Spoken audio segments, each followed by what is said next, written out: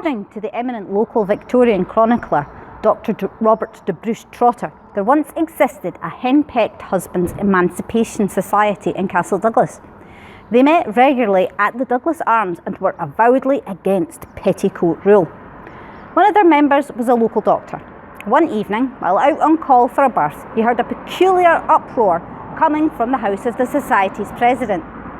After unsuccessfully knocking at the front door, he went round the back of the house and went inside. Here, he discovered the society president pounding clothes with a pole in a newfangled washing barrel.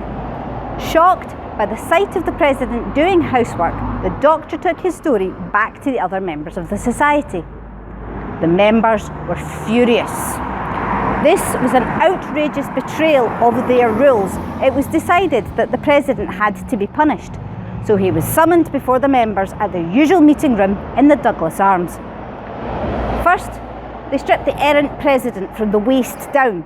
Then they made him crawl around the room to receive kicks on his behind from all of the members until, according to Dr. Trotter, each man had kicked him thrice. After that, the doctor reports, the unfortunate man couldn't stand or sit. Apparently, it marked the end of petticoat rule in the president's home.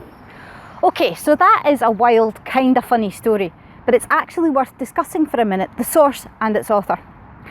Galloway Gossip, 80 years ago, was written in 1901 by Robert de Bruce Trotter as a companion volume to his earlier book about Wigtonshire.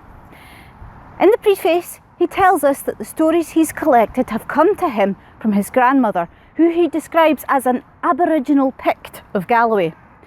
The book is fascinating, but Dr. Trotter wears his Victorian middle-class privilege pretty thinly throughout. Let me quote what he actually finishes the tale of the henpecked husbands with. He gaed hame, dancing like a mad tip, and started on the wife, and gied her sick a lumbering, it she never forgot it, and petticoat government was over in that house, thenceforward and forever. Amen. The Scots language he uses is fascinating, but as you can see, he's both unreliable and frankly quite biased, which is a real danger when using these old but incredible books as sources. The lesson? Always fact check and have a thick skin when reading through old books and archives.